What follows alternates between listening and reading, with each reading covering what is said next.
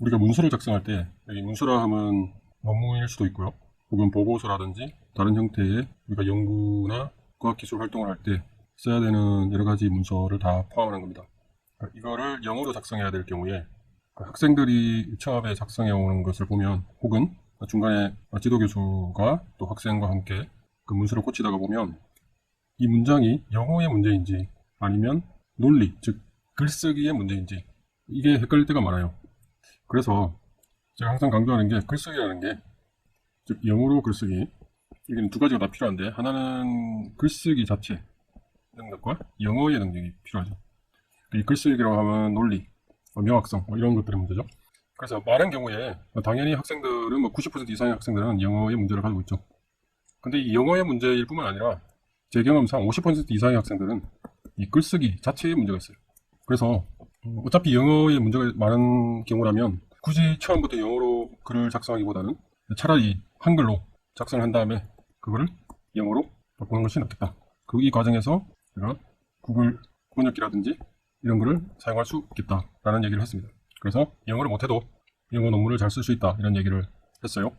그럼 먼저 이제 여기 한글로 완벽하게 잘 써야 되겠다는 거죠.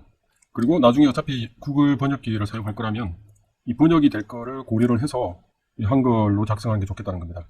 그럼 이 과정에서 실질적인 팁을 좀 제가 말씀드리고 싶어요. 실질적인 팁. 그게 뭐냐면은 첫 번째는 최대한 이 주어와 목적어 그리고 개체들 사이의 관계를 명확하게 작성하라는 것입니다. 그리고 두 번째는 육하 원칙에 따라서 모호함이 없게 작성하라는 거예요. 아마 이게 무슨 얘기냐 이렇게 생각할 수도 있는데 우리가 이 논문을 작성한다는 것 논문이라는 건 다른 사람이 읽는 문서잖아요. 그래서 논문뿐만 아니라 다른 사람이 읽는 문서, 보고서도 마찬가지죠. 이런 문장을 글로 작성할 때는 우리가 일반적으로 하는 대화랑은 매우 다르다는 거죠. 이 대화를 할 때랑 이 논문 보고서를 글로 작성할 때는 사실은 매우 다르다는 거죠. 그게 무슨 말이냐면은 우리가 대화를 할 때는 굉장히 효율적으로 많은 것을 생략해도 서로 컨텍스트가 다 통하는 경우가 많죠.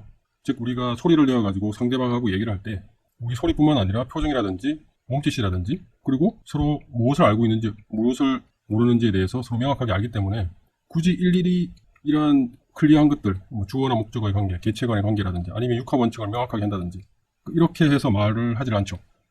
예를 한번 들어볼게요. 특히 우리 한국말에서는 이런 말을 이제 예를 들어서 한다고 해봅시다. 자, 제가 예를 한번 들어보겠습니다. 우리가 한국말 특히 할 때 예를 들어서 이런 문장이 있다고 이런 말을 한다고 한번 생각해 봅시다. 아까 머리를 깎았어요. 이런 문장을 이런 말을 하면 상대방이 대부분 다 알아듣죠. 그죠? 그러니까 이게 엄밀히 따지면 무슨 말이죠? 이게 정말 머리를 쳤다는 얘기인가요? 그 헤드를 쳤다는 얘기는 아니죠. 머리카락을 깎았다는 뜻이죠. 그래서 이렇게 말을 하면 우리는 다 알아들어요. 이게 아까 머리카락을 깎았어요 라고 알아듣죠. 근데 이것도 완벽하지 않죠. 사실은 엄밀히 따지면 어떻게 써야 되죠?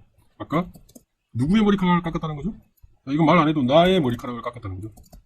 그래서 여기서 제가 말하려는 게 뭐냐면은 우리가 논문을 적을 때는 마치 대화할 때 아까 머리를 깎았어요 라고 말하면 충분하니까 글로 적을 때도 거의 이런 느낌으로 적는 학생들이 있어요.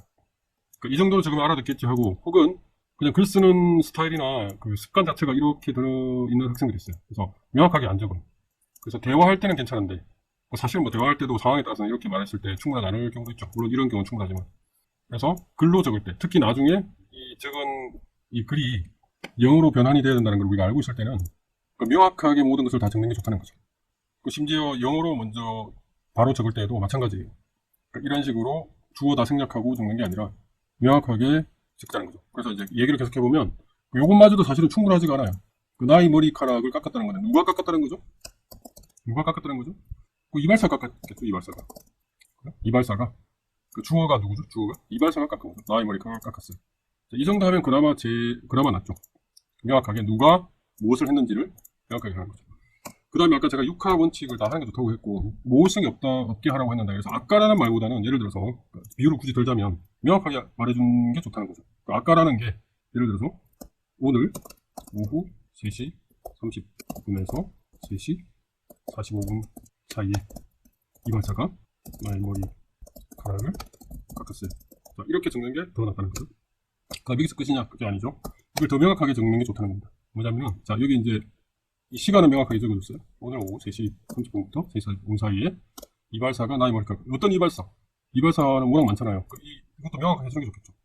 학교 앞 명랑 이발관, 뭐 명랑 헤어의 어떤 거기에 이발사 한 명이면 모르겠지만 여러 스타일리스트가 있을 수 있잖아요. 그래서 명랑 헤어의 김정희 스타일리스트가 나의 머리카락을 깎았어요.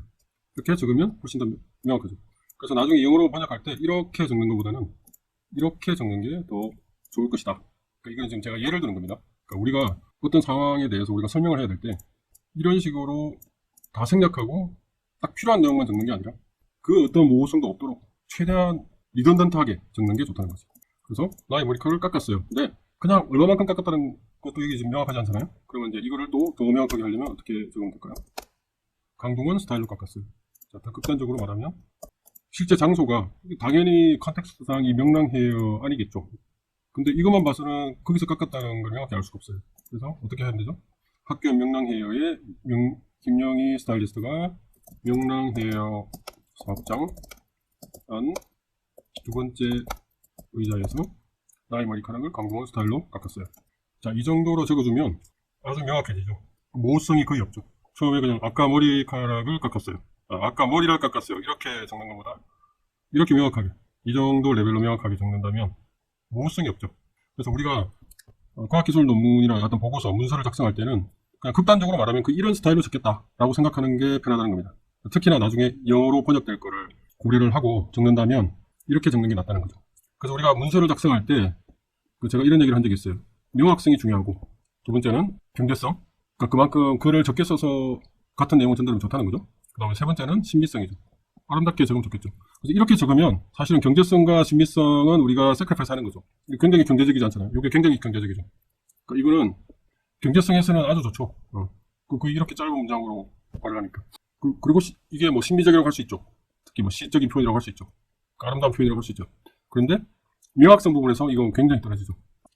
근데 이렇게 적으면 이런 부분에서는 좀 떨어지지만 명확성 부분에서는 굉장히 좋다. 그래서 우리가 추구해야 되는 건 명확성 부분이고 번역을 염두에 뒀을 때는 누가 무엇을 언제 어떻게 했는지 주어와 목적을 명확하게 하고 그 다음에 여기에 내가 있고 스타일리스트가 있잖아요. 그럼 이 두 사람의 관계를 명확하게 해주는 게 좋다는 거죠.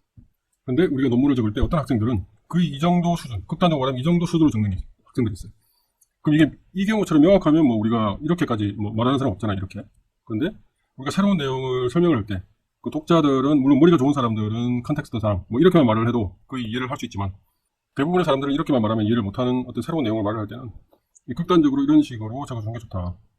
그래서 이렇게 적고 나중에 구글 번역기라든지 이런 걸 해서 영어로 바꿔서 적는 게 좋다. 그렇게 다 적은 다음에 이제 문장을 읽다 보면 너무나 명확한 내용이라든지 컨텍스트상, 문맥상 너무나 명확한 내용이라서 좀 지워도 되는 내용이라면 그러면 지워도 되겠죠. 예를 들어서 이렇게 말을 한 다음에 그 다음 문장으로 거기서 있었던 일에 대해서 얘기를 하면 일단 위치라든지 이런 거 얘기 안 해도 되겠죠. 왜냐하면 컨텍스트상 여기에 있었던 일, 여기에서 머리를 깎았을 때 생긴 일에 대해서 더 자세하게 말을 한다면 굳이 그때마다 두 번째 의자에서 이런 말 안 해도 되겠죠.